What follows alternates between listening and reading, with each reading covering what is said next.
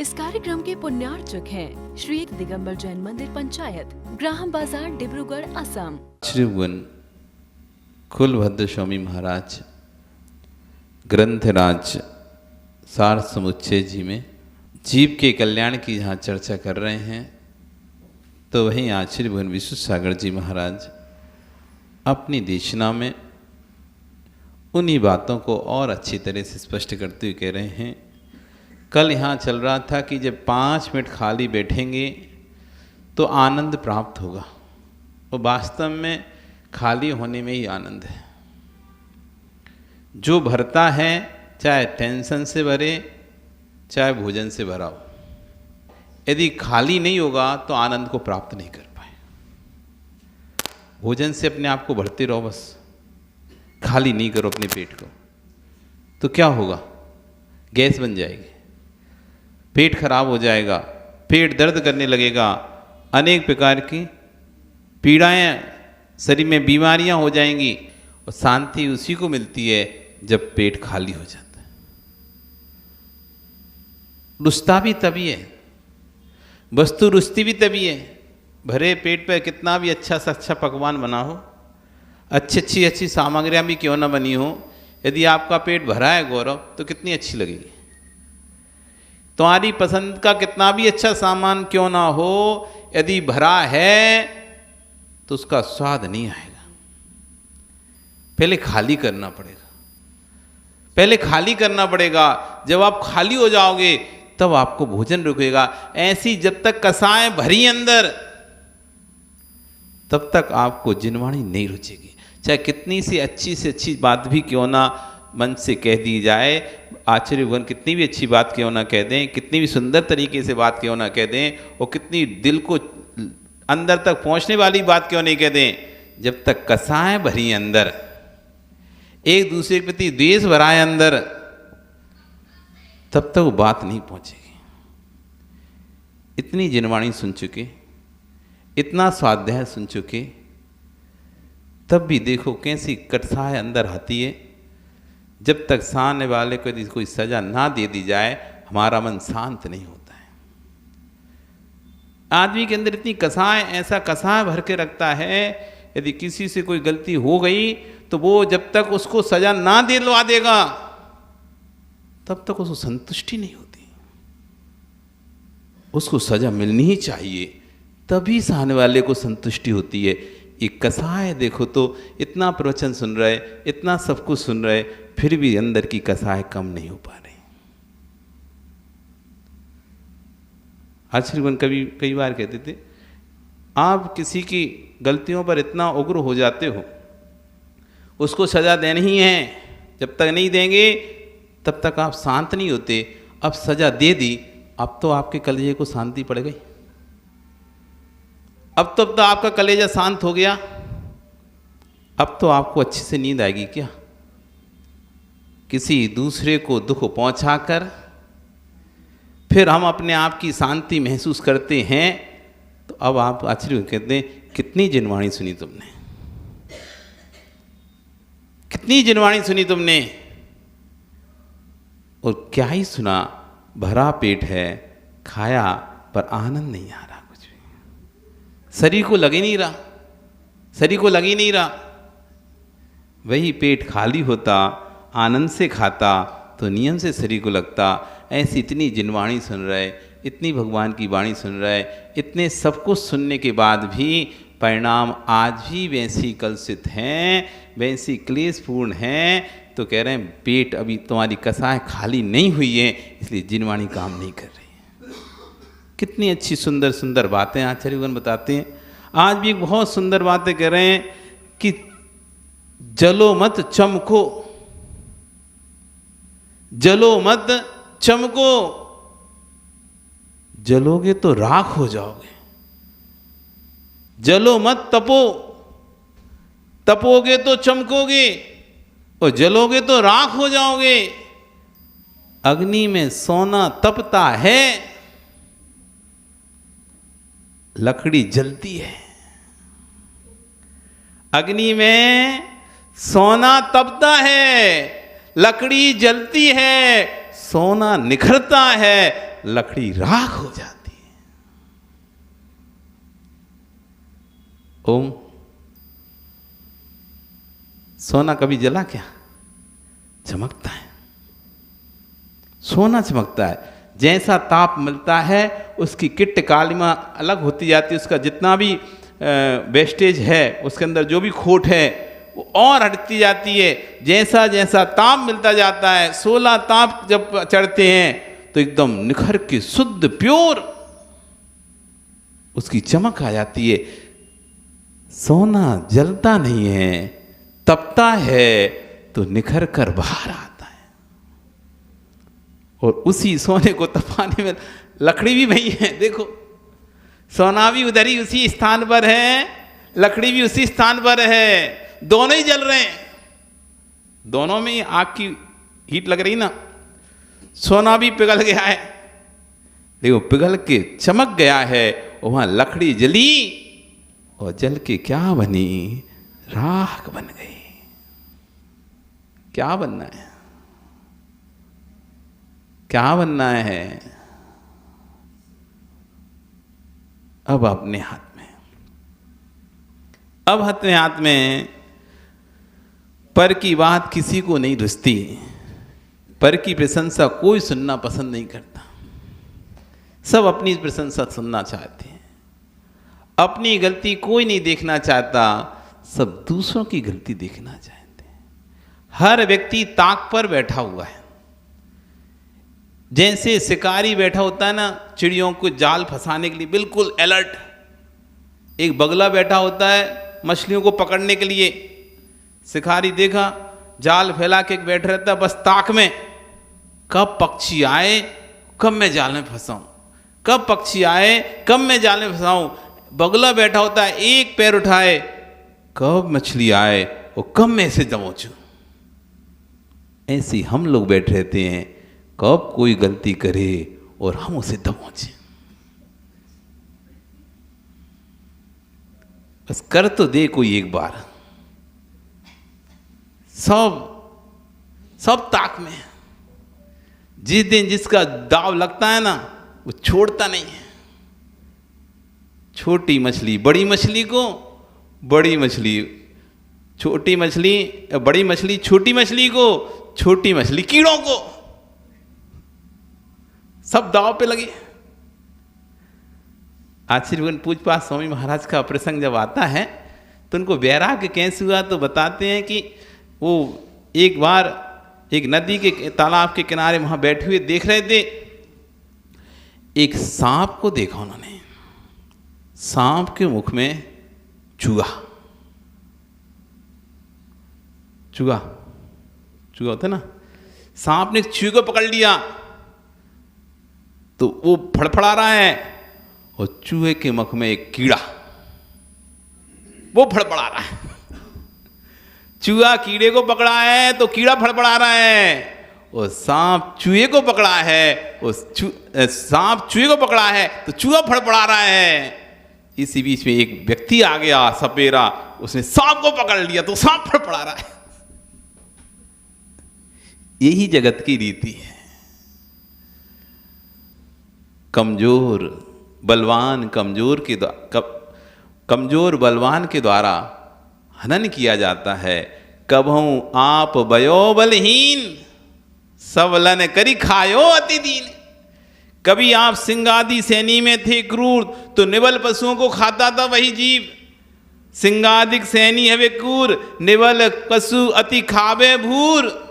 और उसने निबल कमजोर पशुओं को बहुत मार मार के खाया।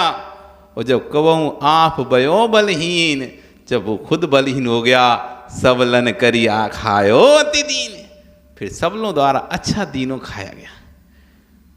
वही सिंह कुत्तों के द्वारा भी खाया जाता है। लोमड़ियाँ खा जाती हैं उसे। जब बूढ़ा हो जाता है, काम का नहीं रहता, तो जो जिन लोमड़ियों को वो खाता था या जिन जीवों को वो खाता था, वही जीव उसको मार कर खाते हैं। यही जगत की रीति है। जब जिसका दाव पड़ता है वो अपना दाव छोड़ता नहीं है, नहीं छोड़ता है। बिल्कुल विश्वास मानो, इसलिए जगत में कोई को अपना मत मानो। किसी को अपना मत मानो। जब जिसका दाव लगेगा अपना दाव चल देगा और तुम देखते रह जाओगे, ओहो ये तो मेरा अपना था, इसे तो मैं अपना मानता था, ये भी ओह इतने। आशीर्वाद कह रहे हैं पर की प्रशंसा कोई सुनना पसंद नहीं करता है। निज की प्रशंसा होने लग जाए तो बिल्कुल कान लगा लेता है। हाँ क्या कह रहे भी बताओ तो, हाँ और बोलो ऐसे आप ऐसे अच्छे, हाँ नीचे मुड़ खन के ऐसे सुनता है, और बुराई हो जाए तो आंख ऐसे दिखाता है, मैं ऐसा हूं क्या, मुझे ऐसा कैसे बोल सकते हो। आशीर्वाद यहाँ कह रहे हैं वे श्रवण राज की कैसी प्रवृत्ति करते हैं, माध्य स्वभाव से युक्त होकर करके तपते हैं, जलते नहीं हैं। चूल्हे में जो जलता है वह राख हो जाता है, जो तपता है वह कुंदन हो जाता है। मेरे मित्रों, सारी समाज के बीच में, परिवार के बीच में, राष्ट्र के बीच में तुम तप कर रहो, जल कर मत रहो। तप कर रहोगे तो सारे लोक में कुंदन बनाकर तिलक पर माथे पर रखा जाएगा।